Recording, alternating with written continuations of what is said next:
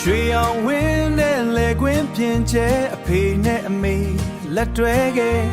နေဘူးမရှောင်မိုးရွာမရှောင်တို့မောင်နှမအတွက်ရုန်းကန်ခဲ့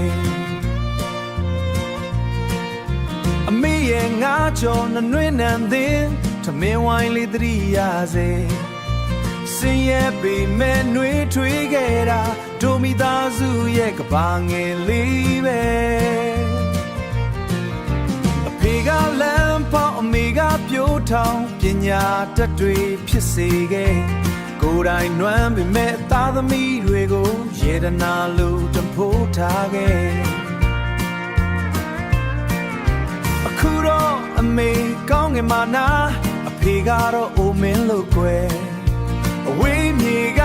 သားရဲ့ရှင်မလွမ်းတဲ့စိတ်တွေပြေလည်နေမြဲ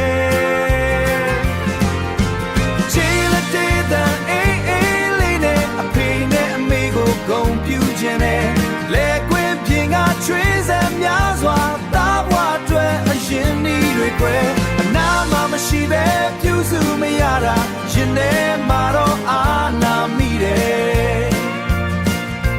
ဒါပေမဲ့အဖေသင်ပေးတဲ့အာမန်တွေနဲ့သားချမ်းချမ်းခံရက်တည်ပါမယ်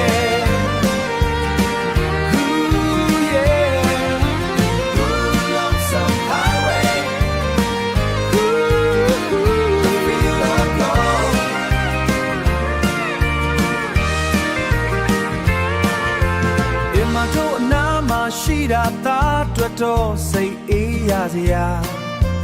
ဗီဒီယိုကောကနေအဖေမျက်နှာမြင်ရအားအင်းတွေပြန်ပြေလာအမေရှိတော့ငါပျော်ခဲ့ရတွေအိမ်မက်လိုပဲတန်းတနေမှာ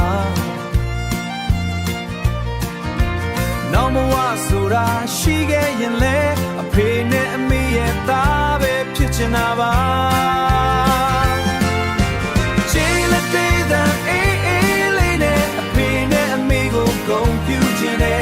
ဒါပေမဲ့အဖေသင်ပေးတဲ့အာမန်တွေနဲ့သားချမ်းချမ်းခံ